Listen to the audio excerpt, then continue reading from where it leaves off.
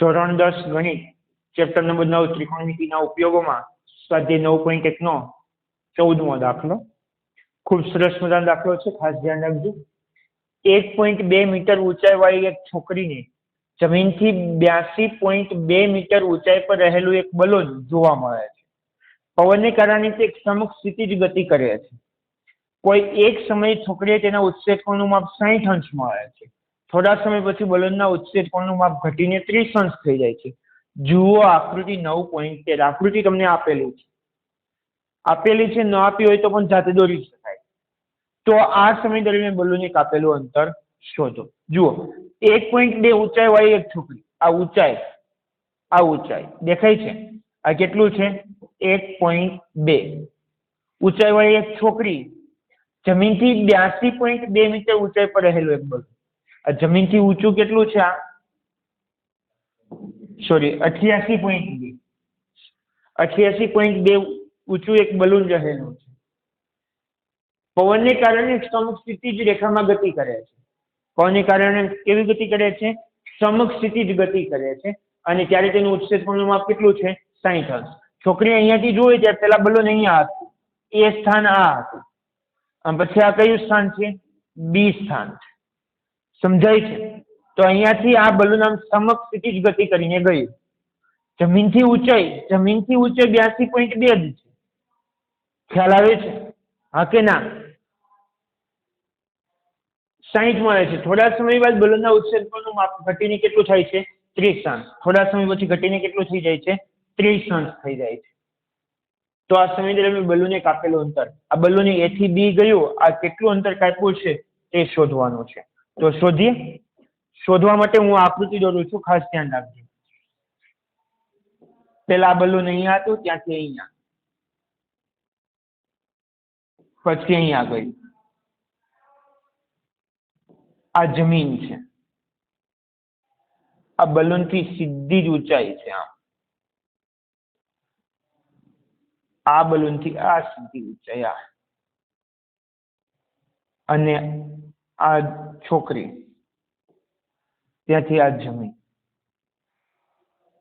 ખ્યાલ આવે છે આકૃતિમાં? સમજાય છે? ચાલો ધ્યાન રાખજો. હું આ નામકરણ કરી દઉં. AB તો સ્થાન દર્શાવી બલૂનના, CD છોકરીનું સ્થાન બતાવી. કોઈ પણ તમે નામ આપી શકો. હું CD આપું છું. કયું સ્થાન આપું છું? છોકરીનું સ્થાન કયું આપું છું? CD. અહીંયા પણ જોઈન થાય છે, અહીંયા નામ આપી દઉં છું EF, અને અહીંયા નામ આપી દઉં છું GH. સમજાયું? છોકરી અહીંયા છે, અને આખી ઊંચાઈ A થી F, A થી E નહીં, A થી F, કારણ કે અહીં લખેલું છે. શું લખેલું છે? છોકરીને જમીનથી 82.2 મીટર ઊંચાઈ પર રહેલું એક બલૂન. જમીનથી એટલે તળિયાથી. ખ્યાલ આવે છે? 82.2 મીટર ઊંચું છે. તો બોલો AE કેટલું થશે? આખું AF 82.2. એકની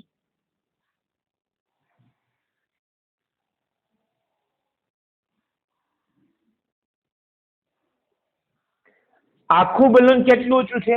82.2 મીટર. આખું જ કેટલું ઊંચું છે? 82 આખું. તો બોલો B થી H 82.2, તો B થી G કેટલું થશે? કારણ કે છોકરીની ઊંચાઈ કેટલી છે? 1.2. તો આમાંથી 1.2 બાદ કરીએ, 88.2 માંથી 1.2 બાદ થઈ તો જવાબ કેટલો બચે? 87. તો BG કેટલું થશે? 87 થશે. સમજાય છે? ચાલો તો પેલા વર્ણન કરી દઈએ. શું લખીશું સૌથી પહેલા? બોલો. આકૃતિમાં દર્શાવ્યા મુજબ, ચાલો, એ બલૂનનું કયું સ્થાન છે? પ્રથમ સ્થાન. પ્રથમ સ્થાન છે. જ્યારે બી બલૂનનું કેવું સ્થાન છે? અંતિમ સ્થાન છે. અંતિમ સ્થાન છે. સીડી શું છે? છોકરીની ઊંચાઈ. અને આ ઊંચાઈ, છોકરીની ઊંચાઈ રકમમાં આપેલી છે. કેટલી આપેલી છે? 1.2 મીટર। ખ્યાલ આવે છે કે? અને આકૃતિ પરથી જ ખબર પડે, જેટલું સીડી એટલું જ ઈએફ અને એટલું જ જીએચ છે ને, તો હું અહીંયા સાથે લખી શકું, તો સાથે જ લખી દઉં।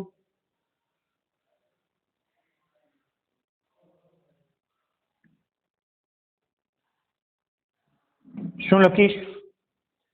સીડી, ઈએફ અને જીએચ બધા સરખા જ છે, એટલે ઈએફ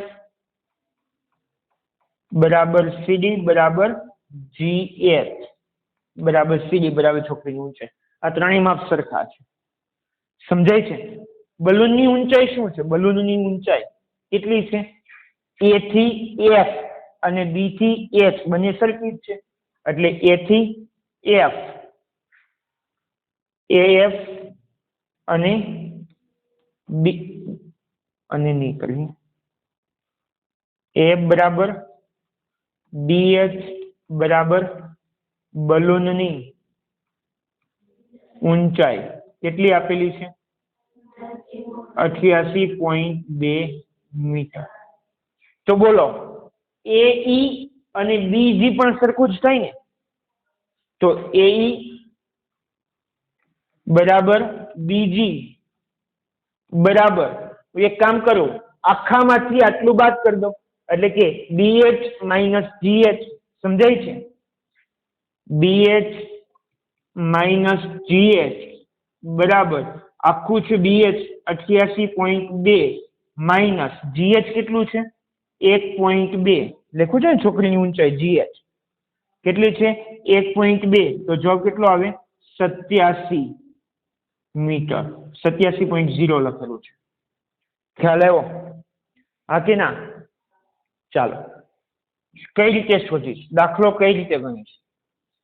હું પેલા ત્રિકોણ આ વાપરીશ, એસીઈ। સમજાય છે? એસી માં આ કાટકોણ ત્રિકોણ દેખાય છે? જો આ માપ 60 અંશ છે આખું, અને આટલું નાનું માપ કેટલા અંશ છે? 30 અંશ છે। ઓકે, હું ત્રિકોણ એઈસી વાપરીશ, એટલે મને શું મળશે? સીઈ મળશે। હા કે ના? પછી હું ત્રિકોણ વાપરીશ બીસીઈ અથવા બીજીસી, એમાં જી કાટખૂણો છે ને, તો બીજીસી વાપરીશ તો એમાં મને જીસી મળશે, કારણ કે એક બાજુ તો આપેલી જ છે। જો જીસી મળી જાય તો જીસી માંથી સી બાદ કરી દો તો ઈજી મળી જાય। ઈજી એટલે બે બલૂન વચ્ચેનું અંતર। સમજાય છે? તો પેલો કયો ત્રિકોણ વાપરીશ? એઈસી। બોલો, ત્રિકોણ એઈસી માં કયો ખૂણો કાટખૂણો છે? ખૂણો ઈ બરાબર 90 અંશ।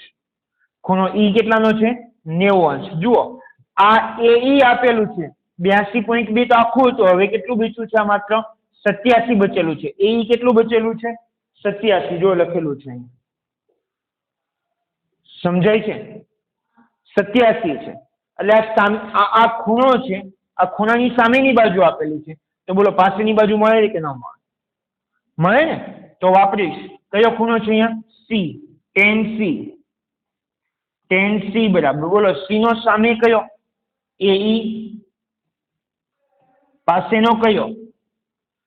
સીઈ। ચલો, સી કેટલા અંશનો છે? આ એઈસી માટે 60 અંશ છે ને, તો tan 60 અંશ બરાબર, બોલો એઈ કેટલો? 87, અને સી કેટલો શોધવાનો છે। ચલો, tan 60 નું મૂલ્ય કેટલું? વર્ગમૂળમાં 3, 87 એમ જ, આખાના છેદમાં સી, તો સી ગુણાકારમાં આવશે અને વર્ગમૂળ 3 ક્યાં આવશે? ભાગાકારમાં। તો સીઈ બરાબર શું બચ્યું? 87 ભાગ્યા વર્ગમૂળ 3 મીટર। હજુ આની ત્રિરાશિ લઈ જ લઈએ, ચાલો। વર્ગમૂળ 3, સોરી, ત્રિરાશિ શું? કરણી લઈ લઈએ। વર્ગમૂળ 3 ના છેદમાં વર્ગમૂળ 3, છેદ અસમય છે। ચાલો, સીઈ બરાબર 87 ગુણ્યા વર્ગમૂળ 3 છેદમાં વર્ગમૂળ 3 ગુણ્યા વર્ગમૂળ 3 એટલે વર્ગમૂળ 3 નું વર્ગમૂળ 3 વડે ગુણાકાર તો શું મળશે? 1 મિનિટ કે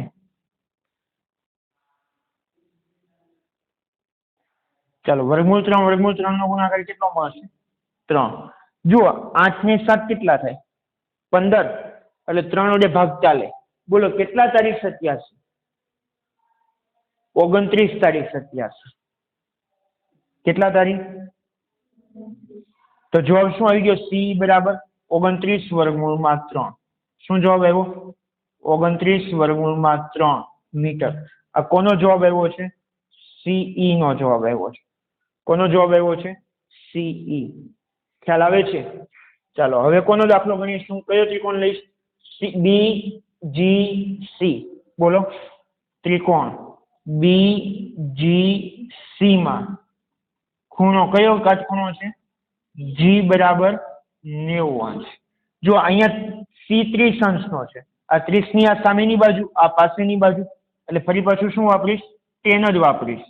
tan સી બરાબર બોલો સી નો સામેની બાજુ બીજી આખાના છેદમાં સીજી.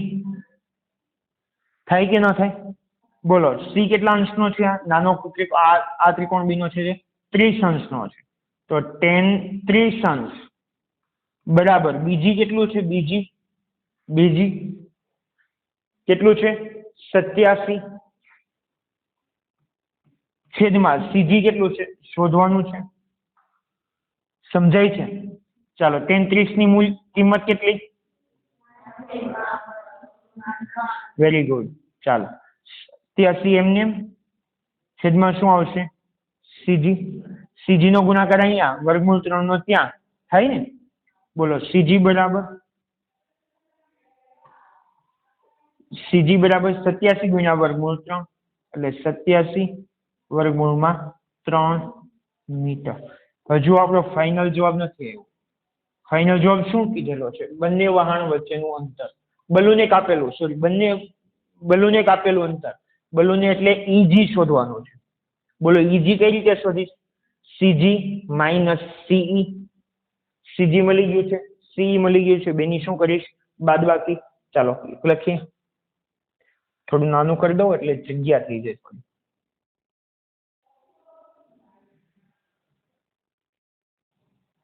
ચાલો શું લખીશ? બંને નહીં બલૂને કાપેલ અંતર.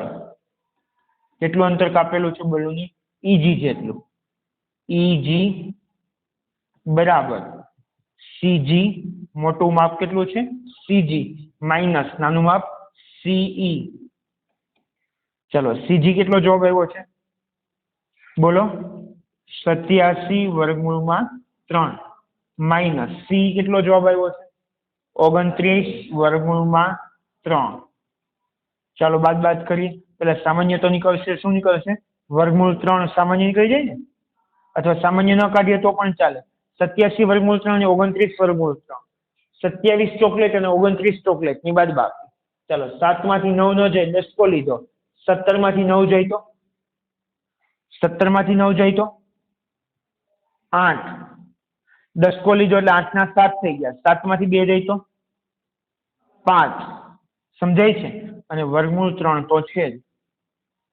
ખ્યાલ આવ્યો? આ શું મળ્યું? બલૂને કાપેલું અંતર ઈજી બરાબર 58 વર્ગમૂળમાં 3 મીટર. ફાઇનલ જવાબ લખીશું. શું લખીશું? બોલો. આમ બલૂને કાપેલ અંતર